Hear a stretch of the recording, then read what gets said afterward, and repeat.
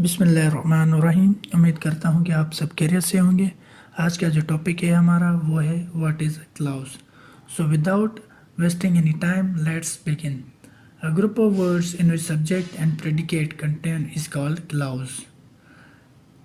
Clause हम उसे कहते हैं जिसमें सब्जेक्ट और प्रेडिकेट शामिल हो। अब सब्जेक्ट और प्रेडिकेट क्या है ये मैंने अपनी पिछली वीडियोस में बताया है। अगर आपने वो वीडियोस नहीं देखी तो अभी जाके वो वीडियोस देख लें, क्योंकि बिना सब्जेक्ट और प्रेडिकेट के समझे आप क्लाउज नहीं समझ सकते। तो एग्जांपल से क्लियर करते हैं। People who pay their debts are trusted.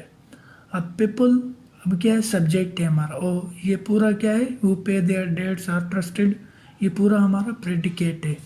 ठीक है, यानी सिंपलेस्ट जो इसकी मीनिंग होती है प्रेडिकेट की, कि जिस सेंटेंस में सब्जेक्ट और प्रेडिकेट शामिल हो उसे हम क्लाउज कहते हैं।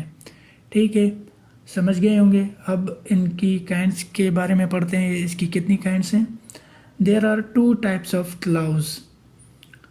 ठीक है, डिपेंडेंट क्लाउज, ठीक है, इंडिपेंडेंट क्लाउज। डिपेंडेंट क्लाउज आप नाम से ही जो समझ गए होंगे कि एक मुनस्सिर होता है किसी और पर। Dependent clause is required in other sentence to complete its meaning is called a dependent clause। यानी dependent clause जो होता है उसको दूसरे सेंटेंस की ज़रूरत होती है अपनी मीनिंग पूरी करने के लिए। अब एग्जांपल से समझते हैं। He is ill, therefore he is absent। अब ये जो पहला सेंटेंस है वो बीमार है। अब therefore, अब इसको दूसरे सेंटेंस की ज़रूरत है अपनी पहले सेंटेंस को अपनी मीनिंग पूरी करने के लिए।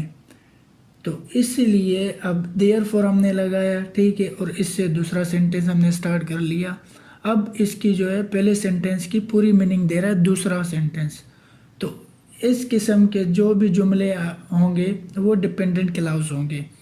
यहाँ पे नोट भी दिया हुआ है। Dependent clause begins with while, because, before, there, for, though, etc। यानी इस किस्म के जितने भी मतलब वर्ड्स किसी सेंटेंस में शामिल हो तो आप समझ जाएं कि वो सेंटेंस जो है वो डिपेंडेंट क्लाउज होगा।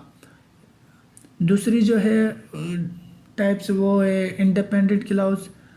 Independent clause is a sentence which does not require any other sentence to complete its meaning. ठीक है, इंडिपेंडेंट क्लाउज वो होता है जिसको किसी दूसरे सेंटेंस की ज़रूरत नहीं होती अपनी मीनिंग पूरी करने के लिए। For example, he wrote a letter yesterday, उसने कल एक खत लिखा। अब ये एक पूरी मीनिंग दे रहा है। ठीक है, अब इसे कोई ज़रूरत नहीं है दूसरे सेंटेंस की कि अपने मीनिंग पूरी करें। जैसे ही प्लेज क्रिकेट, अभी हमें पूरी मीनिंग दे रहा है। इसको किसी दूसरे सेंटेंस की ज़रूरत नहीं है कि अपनी मीनिंग पूरी करे किसी दूसरे सेंटेंस से।